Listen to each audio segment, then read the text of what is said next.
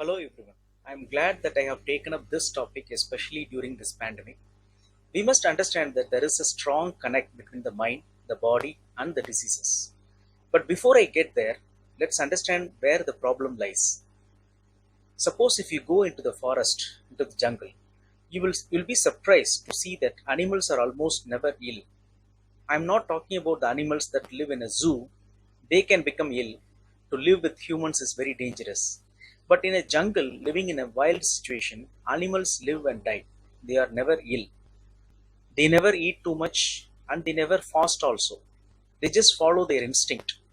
They don't do anything that is unnatural. They go on doing the natural thing and they remain healthy. Remember, illnesses like tuberculosis or cancer don't happen in nature. We have moved far away from natural ways of living, which is the real problem creator. And that is the reason behind all these diseases. In the ancient times, the causes of death was only two. Either it is of old age or of predation. All illnesses started when we drifted away from the natural way of living. Dr. B. M. Hegde from South India says the cause of killer diseases is your own mind. Surprising, right? He continues to say that the silent killer in your body is not hypertension or diabetes or cancer, but your own mind.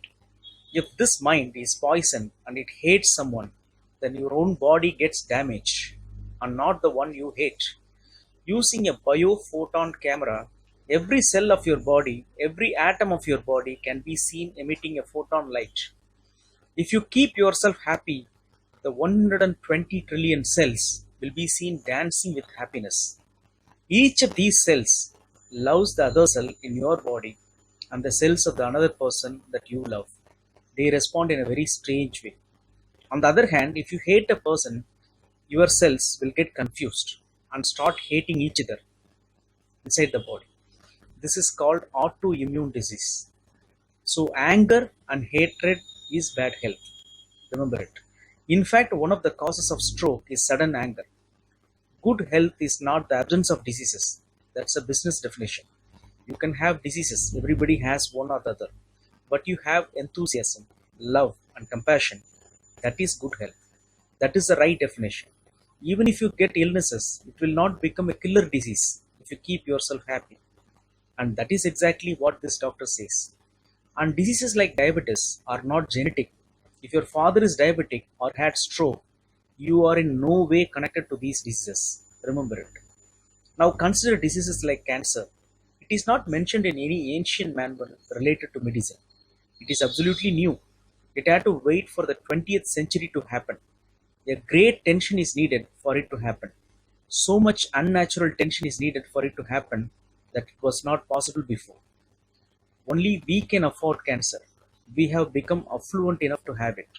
And our minds are becoming neurotic, desires. We are running in all directions. We are falling apart. Cancer can exist only in certain neurotic state of mind. It is psychological. Cancer is basically a psychological disease. It is basically a disease of the mind. When the mind becomes very tense, so tense that it is intolerable, it starts affecting the body tissues. It's not only with cancer, it is the case with many other diseases. And this is the connection I'm talking about between the trio mind, body, and diseases. There is no proper cure for cancer, though there are some treatments available that may cure some people of some cancers. And the day they find a cure for cancer, they will create even more dangerous diseases in the world. Because the cure will mean repression. The day they can find strong enough drugs to repress cancer, then some other disease will erupt. That poison will start flowing through some other channel. Now relate it to the current COVID-19 pandemic. That's how it has happened down the ages.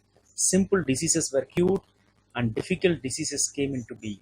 You cure one disease, another disease comes in. And the second one is more complex than the first. The first was a natural reaction of the body. The second is unnatural, abnormal reaction of the body. You repress the second and the third will come. The third will even more difficult to tackle and so on and so forth. Sadhguru says 70% of all illnesses on the planet, all kinds, are self-created. Even if you get an infection, there is a way. If you keep yourself in a certain way, physically and mentally, the virus and the bacteria will not work the same way as it works upon everybody else. If you set yourself like this, no matter what's happening, I have to go and do this, this, and this, there is no break from that, then you will see you will not at all fall sick so often. Otherwise, your body will learn to fall sick as often as possible. If you just keep it this way, it does not matter what it is. Anyway, I have to go and do what I have to do, and you will see your body will just bounce back as quickly as possible, even if it gets the worst kind of infections.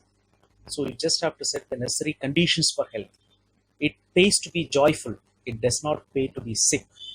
If you make this very clear to your own biology, to your own chemistry, and to everybody around you, you will see people will not fall sick as often as they are right now. So set that up for yourself. You will see you will get healthy. It's time. You must understand, mentally, physiologically, chemically, energy wise, you must clearly understand it does not pay to be sick, unhappy, depressed. It does not pay. To be joyful and ecstatic, it pays. If you make this clear to your own body, it will behave properly. That's all. If this is your first time here, please consider subscribing and hit the bell icon to make sure you don't miss a thing. Thank you.